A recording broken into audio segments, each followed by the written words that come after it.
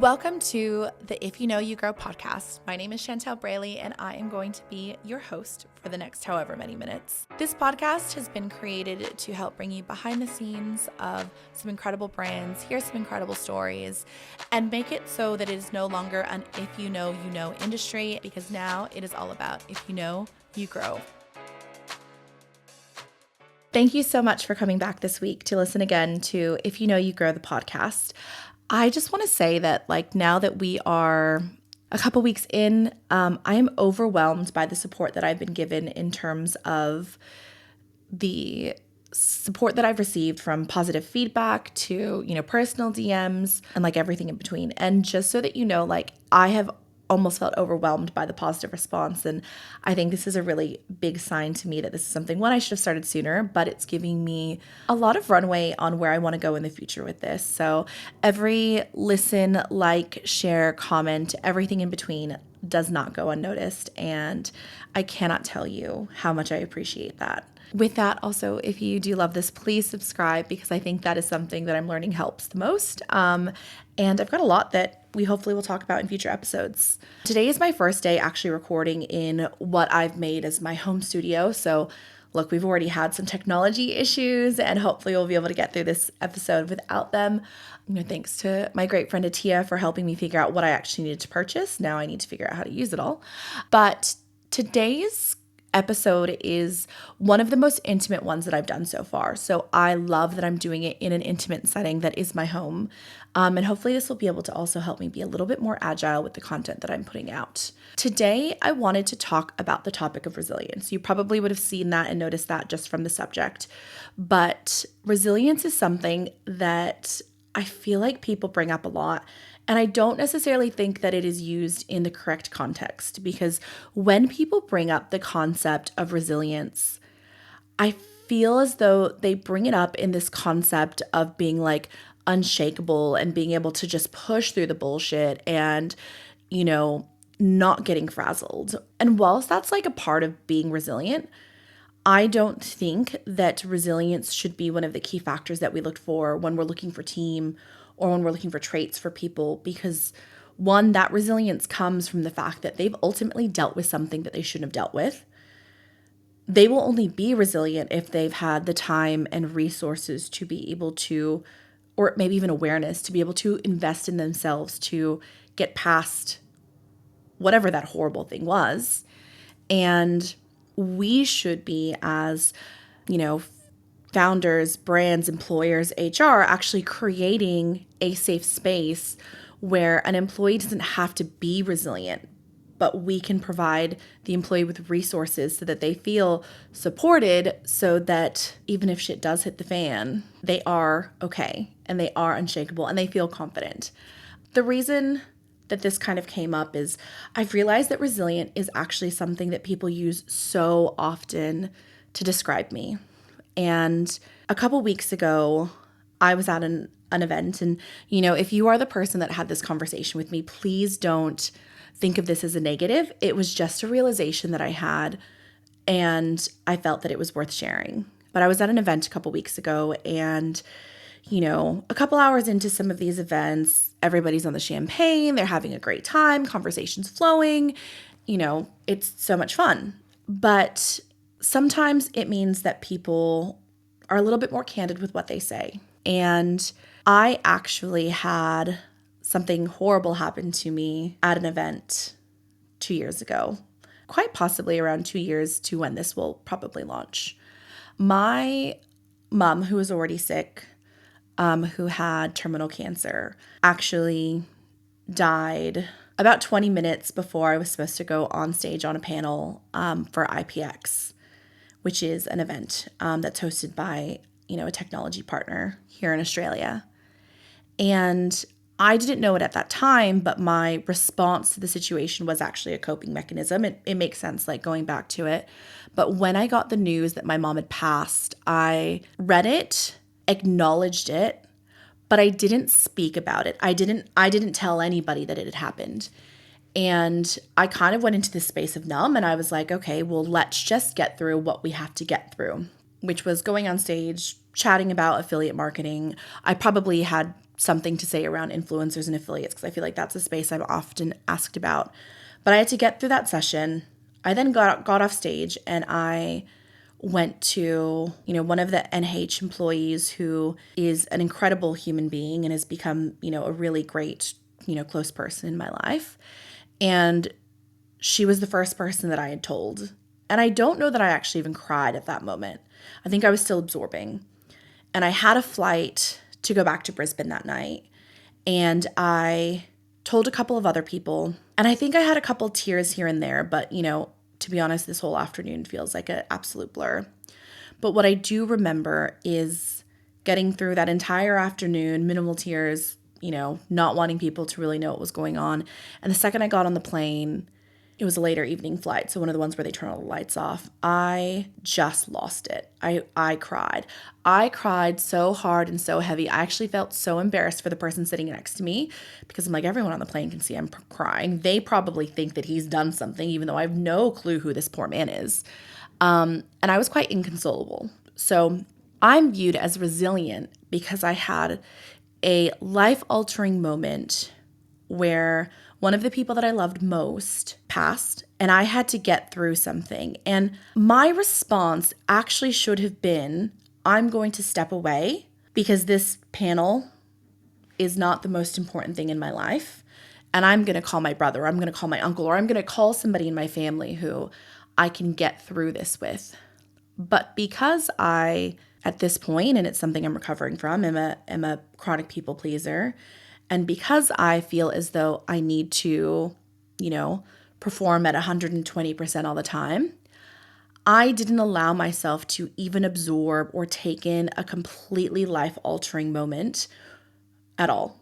And the byproduct of that is when people remember this, they say, oh, you're so resilient.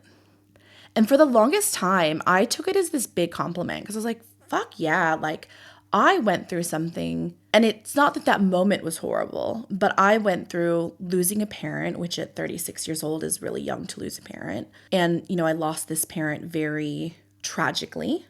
I went through this entire situation and resiliently got through my day and came out on the other side. I didn't realize that that was something that maybe I shouldn't be proud of, or that maybe it's also something that I don't want people to applaud me for, until I sent a voice message to a friend. And now I realize this must be someone who I care about more than I realized, because I was very honest and my guard was down, so I didn't try to sugarcoat it. And it was at the end of the night, after that, champagne-fueled night, and I was just giving an update on, what was going on and what I'd been up to. And when I listened back to the message, I just said, I'm so sick of people calling me resilient. One, because I don't want to be known, or I don't want it to be brought up, or, people to think about me as the person whose mom passed in the middle of an event and she still went on stage, because that's a bit wild. I don't know, current me now doesn't know why I did that, but I didn't question it at the moment. There's probably no surprise that I have had to go through a lot of therapy since then, and I feel fantastic.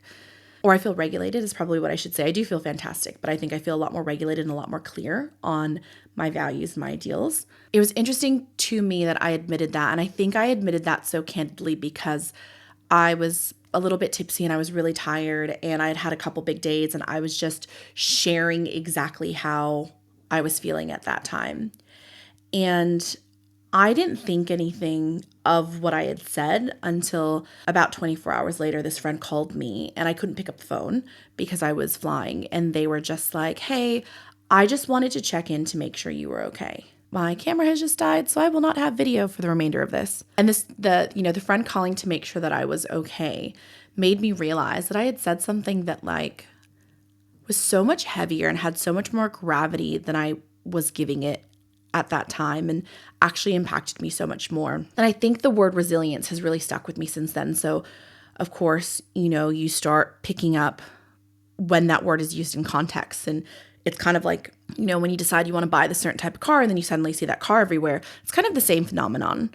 I've realized so quickly how people were using the word resilience in a way that I actually don't want that quality to need to exist in a team member, particularly if you are hiring entry level or like mid-tier people, because it means that you either want them to have the skill set to be able to handle something that at that level they should not need to handle, or alternatively, like they could have gone through something, but particularly when they're earlier in their career, have they had the resources, knowledge, or means to be able to work through that? So are you actually going to inherit a team member maybe that has a little bit of trauma and you're not actually like appropriately resourced to deal with? The way that I feel that people are using resilience currently are, people wanting people to be unshakable or emotionless or like completely blasé about a situation, or they just want people to tough it out. And that is not resilience. That is not what resilience actually means. What resilience actually means are things like being adaptable, so adjusting to the new circumstances, being able to emotionally regulate, making sure that if shit does hit the fan, that they're able to work through not being immediately overwhelmed so that they can act clearly and constructively. Having problem solving skills, because we will encounter problems and change every single day as people who work in digital or e-com or online. Being persistent. So, gosh, so many times when you have a strategy or when you do content, you are going to throw it against the wall or so many times, and you just need to be persistent until the point that it sticks. And then the last thing would be having, resilience to have a growth mindset.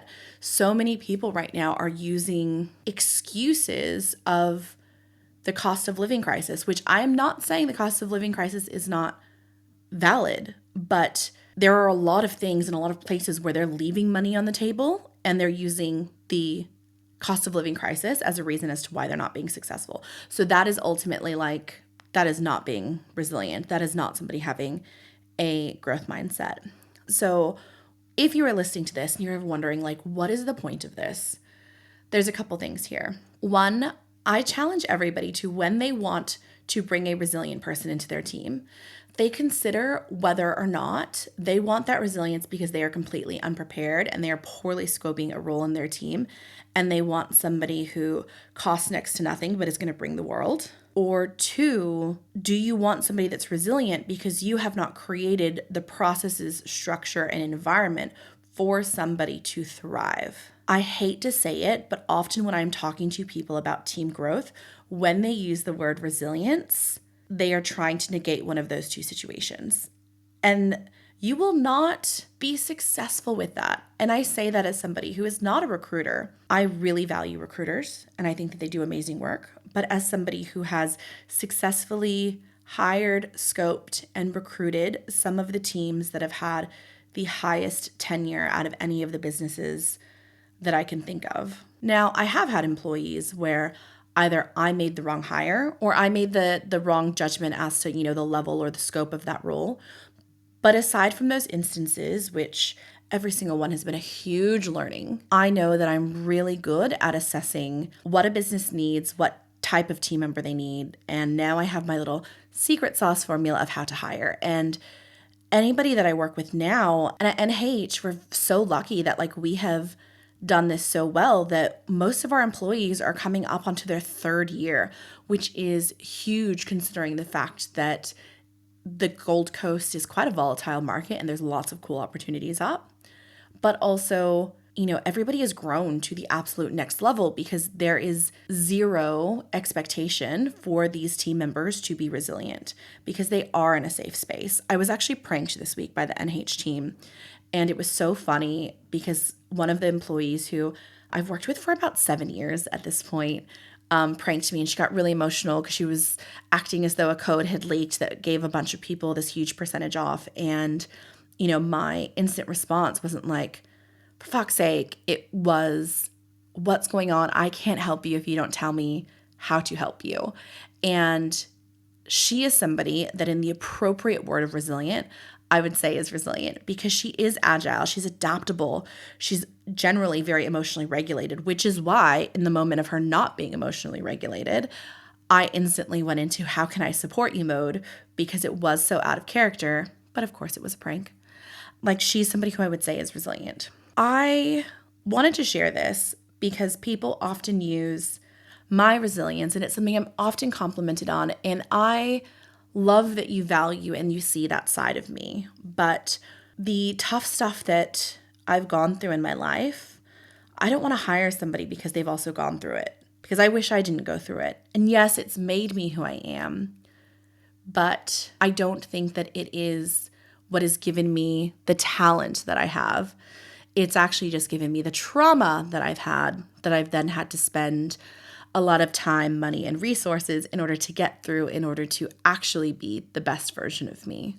So my brother, who is this burly like diesel fitter in Southern California, messaged me this week, and his daughter, who is 5, my beautiful niece Sadie, has started school for the first time. And she really struggled to make friends. And she came home and told my brother, Daddy, I wish that you were a kid because then you could come to school with me and I would have my best friend. And he told me that he wanted to cry. And he came to me with this because he didn't know what to do. And his words were basically that, like, she hasn't gone through what we had to go through. We had to go through so much adversity. And I love that my niece hasn't had in her first 5 years what we went through. And that's not to say that I had like this horrible, rough life. I'm so of the point of, we are all people who are like doing stuff for the first time, and our parents are no different to that. And my grandmother was the epitome of every single good thing about me has come from this incredible, strong woman. But my mom unintentionally put us in situations where we experienced things that we should have experienced. And both my brother and I are in complete agreement over the fact that Sadie hasn't gone through this, and we love that Sadie hasn't gone through any of this. And so it breaks our heart when she's having that tough day and she's needing to learn something new. So what we did instead was I reached out to my Australian social circle, and I asked some of my best friends to get their kids to send videos to Sadie so that she could learn from these guys how to make friends and how much they love school and what their advice was. And so when you think of like resilience, and I think about, I want Sadie to be resilient, my instant view was, what tools can I provide her so that she could digest absolutely every little bit of this advice, so that she could grow from this advice, because she was in a situation that was new. Her reaction and her issues are completely normal. So I'm not looking for resilience in the toxic term or toxic form of resilience. I want resilience in the general form of, if I give her the tools to be able to make the change and implement the change, is she going to be able to do that?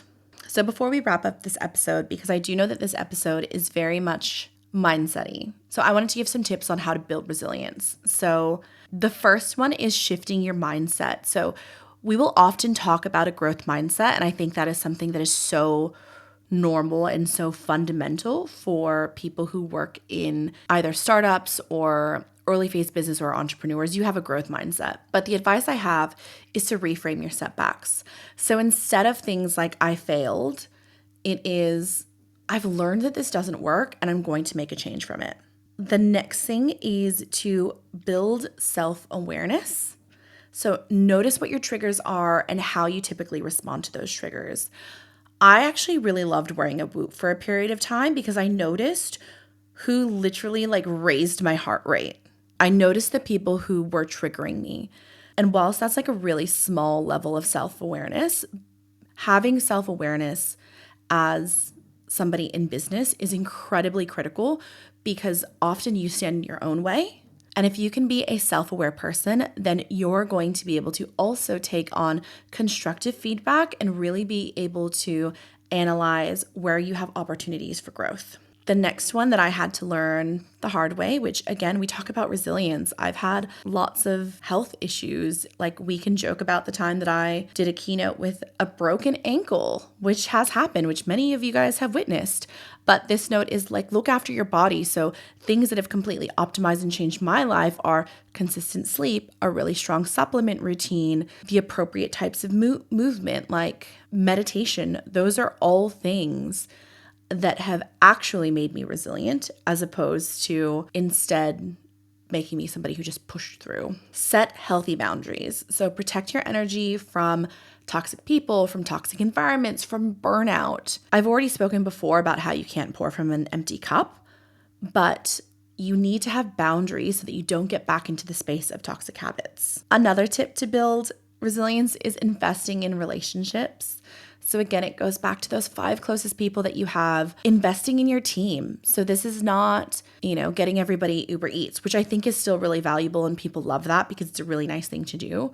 But how are you going to invest in them? Whether it's giving them live coaching moments where they can see you fail forward, or whether you give them the opportunity to give it a shot with the only repercussion being constructive, clear, kind feedback. That's a form of investment. And then the last one that I have that I wanted to share that I do that I think actually builds resilience is keeping perspective. So really zooming out, whether it's joking around and saying like, we're just selling clothes, we're not saving lives, or zooming out and thinking like, will this matter in a month, in a year? Will this matter tomorrow? I got really into like those cold plunge situations for a while, and it wasn't about dealing with the cold. It was about becoming less reactive. It was about actually being able to zoom out and decide whether or not I was putting a lot of energy into something that I wouldn't even remember in a couple weeks' time. Resilience will ultimately grow through repeated exposure. So every time you face something that is really shitty and really hard, it's about reinforcing your belief that you can handle this and you can get through this, and making sure that you're taking the appropriate self-care measurements and reflection moments to not let it happen again, but also to support yourself so that you are taken care of in the way that you need most. Okay, we're now on to our final part, which is smash or pass, where I'm going to implement this hopefully into every episode. At the moment, it's getting really positive feedback, so I love that. But we're going to actually face this around resilience because that is the topic of today. So the first one is journaling to process setbacks. Smash or pass? For me, 100%, I'm going to say smash. The reason is journaling has been a way that I've been able to view and recall how I actually felt in a moment to decide whether or not I grew from that moment, whether or not I implemented change, whether I resourced myself appropriately. I don't think the journaling is as powerful in that time when you're going through like a really hard situation. It's nice to get all your thoughts down, but I actually think that the journaling as a reflection point, so that when you're feeling regulated, you can go back and think like, did I learn anything from this? Have I learned from this? That is where I think like journaling for resilience is really powerful, and I will continue to do that. The next one is asking for help when you're struggling. And for this, I say smash again. I think you need to lean on your support network. And if you don't have a support network that you can lean on, then you need to reassess who's actually around you. I know that I created a lot of my burnout issues and a lot of the problems that I've had in my life because I refused to ask for help when I was struggling. And it could be something as little as, hey, I'm not going to be able to get through this life admin. Can you help me out with it? I've had this, happen recently actually with one of my best girlfriends. I needed help with something and I knew that I wasn't going to get the task done. So I called her and I said, hey, can you tap in and help me out with this? And you know what? She said, yeah. I went over, had dinner at her house, caught up on things, and I needed that catch up and that assistance and that helping hand so much, even though it was for a very simple task. So being humble enough to ask for help when you're struggling is a huge thing that is totally fine. And then the last one is daily affirmations. Smash or pass? I'm going to say pass. I am not opposed to a daily affirmation. Like they have them at my gym and they're really cute because I can go and like pick one up. And I think my daily affirmation this morning, because like I think they're cute. My daily affirmation this morning was about making time for self-care. And I love that that was like a little reminder before I went in to go to the sauna after I had done run club. Like what a vibe, right? But the reason that I say pass is because I think people put too much emphasis on a daily affirmation and not the action that needs to come behind that affirmation. It sits kind of in the same place where like the person trolling everyone on Instagram will be on a private profile that has like live, laugh, love and like a Bible verse underneath their name, right? Your value around that affirmation or your value kind of behind anything in life is only as good as the action that you put behind it. So if you are investing in affirmation cards, awesome. That's fine. But what are you going to do to actually implement that affirmation? How are you going to take that affirmation that you've spent money on and add value to it? Because if you can't add value into that topic in your daily life, then you are just like live, laugh, loving it, girlfriend, and you're not really making a difference. So I would challenge you, maybe journal. Go back up to that top thing of like the first thing where I said absolutely smash. Journal to process the setback, because that is going to be so much more valuable than the affirmation that you are not yet implementing and putting value into. Well, thank you all so much for tuning in. I know that this was a very different format and a little bit more intimate, but I hope that you enjoyed it, and I hope that you take on that concept of resilience and look at the way that we want people to be resilient and kind of challenge the way that you even perceive that. And again, if you are somebody that's called me resilient, I 1,000% appreciate that you see the work that I've done in order for me to be resilient. I just don't want other people to create expectations for others around resiliency when I would have really liked to have not lived majority of the things that people acknowledge my resilience on, whether it's loss or bullying or unfair treatment or any of those things, because I would like to, as much as possible. I mean, I know I can't help the death thing, but a lot of the things that I have built resilience on, I would love to really start to remove from my environments so that other people don't have to experience them. Again, if you've enjoyed this podcast, please subscribe, leave feedback on Spotify or Apple, leave a review, or share it with a friend, because all of those things make such a big difference in being able to help this personal project grow. Have a great week, and I will catch you later.